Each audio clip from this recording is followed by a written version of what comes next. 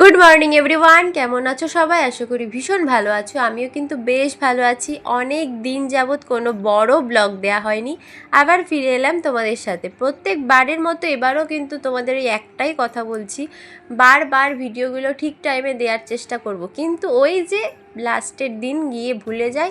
কত ব্লগ যে আমার কাছে জমা হয়ে রয়েছে আমি নিজেও জানি না, আমি কবে তোমাদের সাথে শেয়ার করব সেটাও জানি না।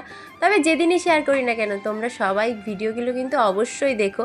সকালে প্রচুর কাজকর্ম থাকে, কিছু কিছু কাজ তোমাদের সাথে শেয়ার করেছি, কিছু কিছু করা হয়নি। আসলে আমার ট্রাইপড মানে স্ট্যান্ডটা ওটা না কত দিন আগে ভেঙে গেছে, আর কেনাই হচ্ছে না। যাই হোক, কিনতে হবে একটা, তো খুব প্রবলেম হয়, ওই কারণে কিছু কিছু ভিডিও তোমাদের সাথে শেয়ারও করা হয় না।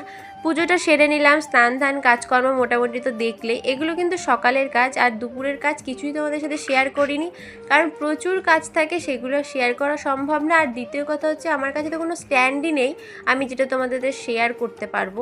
স্নান ধান করে রেডি ফেডি হয়ে এখন বসে গেছি, দুপুরের খাওয়া দাওয়া হয়ে গেছে।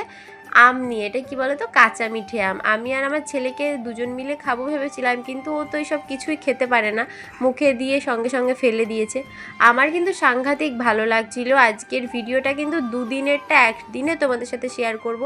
অনেক বেশি কথা জমে আছে, অনেক বকবক করবো। আর পাশ থেকে একটা আওয়াজ শুনতে পাচ্ছ না, ওটা আমার ছেলের। যখনই দেখবি ভয়েস ওভার দিচ্ছি তখনই কানের গোড়া এসে বকবক শুরু করে দেবে। যাই হোক, তোমরা কিছু মনে করো না, ছোট তো সবসময় এরকমই করে। চলে এসেছিলাম বাড়িতে, পরের দিনের ভিডিও কিন্তু এটা তোমাদের সাথে শেয়ার করছি। বাড়িতে ছিল সেদিন আমার দাদুর মৃত্যুবার্ষিকী, আর এটা কিন্তু ভোগ দেওয়া হয়েছিল, তাই আমার ছেলে সবার সাথে বসে খাচ্ছিল। রাতের বেলা একটু কীর্তন হয়েছিল, সেটা তোমাদের সাথে পুরোপুরি শেয়ার করতে পারিনি, একটু একটু শেয়ার করেছি, কারণ আমি কীর্তন যখন হচ্ছিল তখন ছিলাম না, কিছু কাজ করতে ব্যস্ত ছিলাম।